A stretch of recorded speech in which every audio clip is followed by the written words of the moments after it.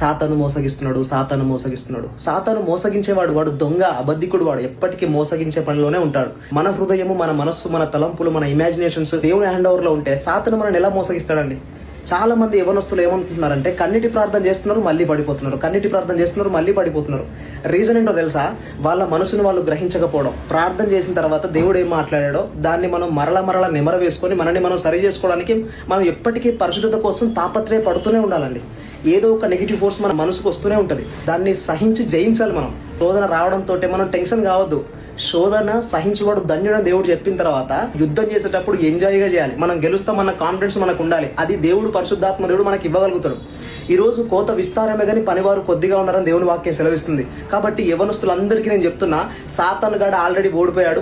ఓడిపోయిన గేమ్ వాడు ఆడుతున్నాడు. మనం ఆల్రెడీ వాడిని జయించామంట, దేవుని వాక్యం మనలో ఉందంట, మనం బలవంతులమని దేవుడు సెలవిస్తున్నాడు. కాబట్టి సాతాను గాడు పెద్ద మ్యాటరే కాదు మనకు. మనల్ని మనం జాగ్రత్తగా కాపాడుకున్నప్పుడు సాతాను మనల్ని అసలు మోసగించలేడు. ప్రార్థన గదిని స్థాపించుకోండి, విపరీతంగా దేవుని సన్నిధిలో విరిగి నలగండి. ఒకటే ఒక మార్గం, కన్నిటితో ప్రతిరోజు ప్రార్థించిన తర్వాత నీ ఆత్మీయ జీవితం తప్పకుండా బిల్డ్ అవుతుంది.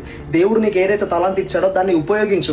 ఆ ఉపయోగించే ప్రక్రియలో ఏమవుతుందంటే నువ్వు పడిపోవు. ఇక దేవుని పనిలో ఉంటావు కాబట్టి తప్పకుండా పడిపోవు. దేవుని పనిని ఆపడం వల్ల మనం పడిపోవడం జరుగుతుందండి. కాబట్టి మీరు దుష్టుని ఆల్రెడీ జయించారు, వాడు ఓడిపోయాడు ఆల్రెడీ. దేవుడు మనలో ఉన్నాడు, కానీ మనం దేవునితో లేకపోవడం వల్లనే మనం దేవుని చిత్తం నెరవేర్చలేకపోతున్నాం. ఈ చివరి దినాల్లో యవనస్తులు, బలవంతులు అనేకుల మీద దేవుని ఆత్మ కుమ్మరించాలని దేవుడు ఆశపడుతున్నాడు. మనల్ని మనం ప్రార్థన గదిలో పురికొల్పుకున్నప్పుడు పరిశుద్ధత కోసం మనకు మనమే పురికొల్పుకోవాలండి. ఎవరో వచ్చి మనల్ని మోటివేట్ చేయరు. మన భక్తి సాధన మనకు మనమే రేపుకోవాలి, మనల్ని మనమే ప్రోత్సహించుకోవాలి.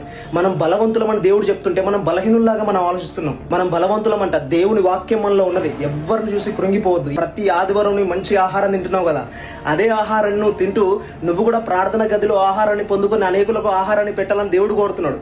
మరలా పడిపోవడం మళ్ళీ ఏడవడం, టైం వేస్ట్ అయ్యే ప్రక్రియలో దేవుని చిత్తం నెరవేర్చకుండా పోతుంది. దయచేసి చెప్తున్నా, కన్నిటి ప్రార్థన ప్రతి రోజు చేయండి. యవనస్తులారా, మీరు బలవంతులన్న వాక్యం మీ జీవితంలో నెరవేరుతుంది. దేవుని మార్గంలో ఉన్న ప్రతి యవనస్తుడు బలవంతుడే. దేవుడు మీ అందు నిలిచి ఉన్నాడు. మీరు దుష్టుని జయించి ఉన్నారు. స్వభావాన్ని మనం ప్రార్థనలో పెరికి వేసినప్పుడే దేవుని చిత్తం నెరవేర్చబడుతుంది. దయచేసి కోత విస్తారంగా ఉన్నది. చాలా మంది చీకట్లో ఉన్నారు. మీలో ఉన్న ఆ వెలుగుని దాచిపెట్టకండి. కొంచెం కింద ఇంట్లోనే పెట్టకండి. ఆ వెలుగు అనేకులకు అవసరం. నీలో ఉన్న వెలుగు అనేకులకు దారి చూపిస్తుంది. 5 రొట్టెలు 2 చేపలు ఏ విధంగా అయితే బాలుడు యేసయ్యకి ఇచ్చాడో, మీకున్న కొద్ది జ్ఞానాన్ని, కొద్దిగా వాక్యాన్ని, కొద్దిగా ఆరాధనను అనేకులకు పంచిపెట్టండి. ప్రయత్నించండి. ప్రతి రోజు విరిగి నలగండి. దేవుడు తప్పకుండా కూడా మిమ్మల్ని ఉపయోగించుకోవాలనుకుంటున్నాడు.